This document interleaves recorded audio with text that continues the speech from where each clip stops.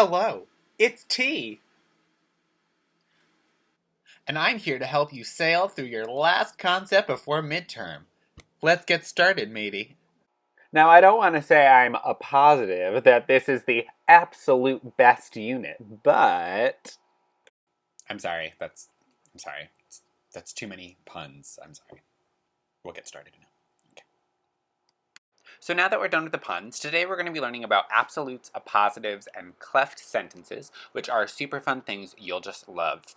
I promise. So the thing to know is that all of the topics that are going to be happening in this video kind of run the gamut in terms of how they're adding detail, in terms of how brief they are. As we will see with the absolute and the appositive forms, we can think of those as elliptical forms, which just means that they add information in a way that condenses grammatical structures. Cleft sentences, by contrast, use additional words to add emphasis.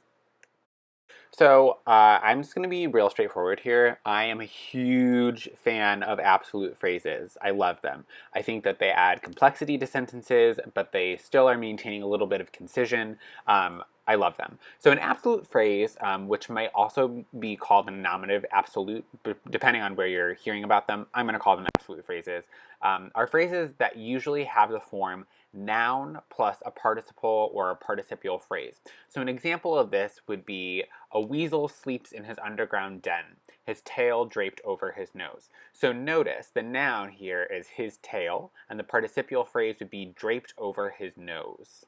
The thing to remember is that it can be a present participle, it can be a past participle, right? So this example is obviously using the past participle, draped, but it could be a present participle just as easily. Knowing this, we can see that we could easily remove the absolute phrase and turn it into a standard sentence with the addition of a form of the verb to be. So if we had our example, a weasel sleeps in his underground den, his tail draped over his nose, we could easily separate that out and say his tail is draped over his nose. Furthermore, the absolute phrase is always set off by commas. If it ends the sentence, it comes before the phrase. If it comes in the middle of a sentence, it gets a comma on both sides. And now we turn to that assonant other, the appositive. So you, the ever-experienced student, are already quite familiar with appositives. In fact, the previous sentence uses an appositive. So what is an appositive? An appositive is a phrase that acts much like a nominal with some adjectival qualities. In some ways, it is an elliptical form of the pattern that we talked about at the very beginning of the semester, subject plus linking verb plus subject complement. The appositive need not be an actual noun. It can be any nominal phrase like a gerund or an infinitive phrase. And just like any kind of phrase, it can be called restrictive or non-restrictive. So as we talked about with clauses, in terms of punctuation, the same rules apply as it would in any phrase. It's up to you to decide what you mean by using this appositive. So this is mostly tricky when the appositive is a proper noun. So for example, my brother John cooked us dinner, as opposed to my brother John cooked us dinner. The difference can be subtle, but it can still be important. The other kind of moment this might be confusing is if you're using this in direct address, in which case the appositive is not, it's not actually an appositive because it's not renaming the subject. It's actually addressing the person you're talking to. So don't let that confuse you. So because I love complicated looking things, I promise this diagram is actually not as complicated as it looks.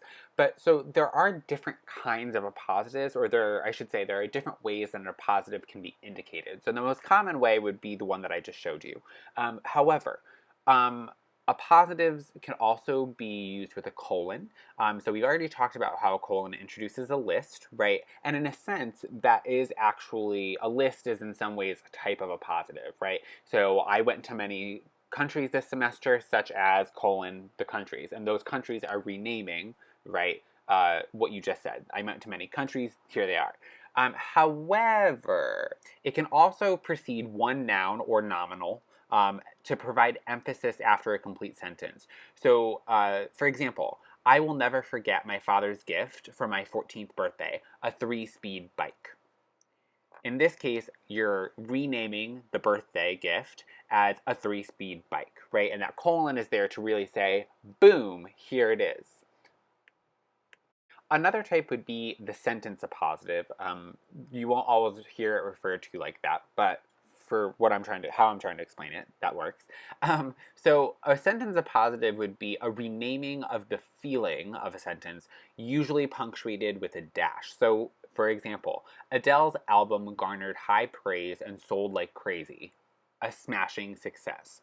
So clearly, a smashing success, right, is being equated with high praise and selling like crazy. Therefore, that dash is just kind of there to say shift in tone.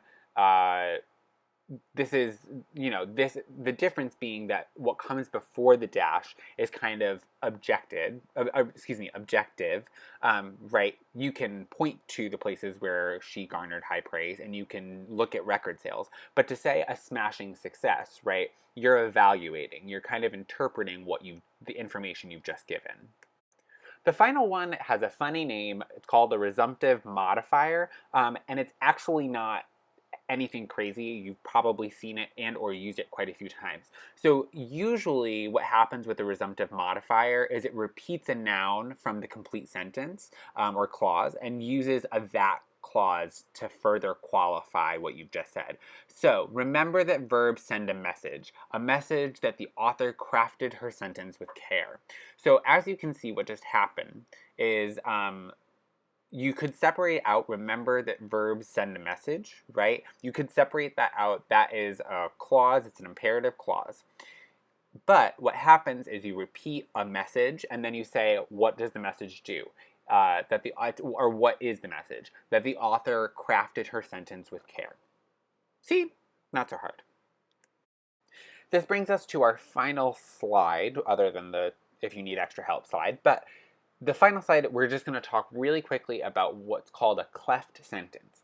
Now, there's lots of different kinds of cleft sentences, and basically I'm alerting you to them because sometimes we use them without realizing, in which case they're not actually adding much to the sentence, but they can be really effective to point our eyes to a particular part of the sentence or emphasize a subject or object within the sentence.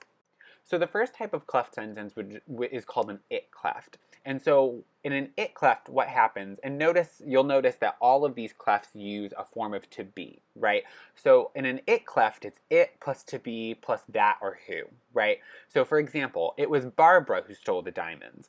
The it cleft can kind of have a clue feel to it, like a murder mystery feeling to it in terms of it saying this person did the thing, or it really emphasizes, in this case, who stole the diamonds? Barbara.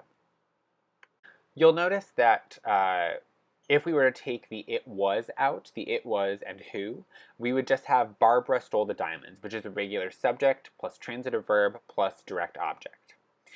Connected to this is the h cleft, or the WH cleft, right? And basically, I'm saying the h cleft because there's lots of different h words that could kind of go at the beginning of the sentence.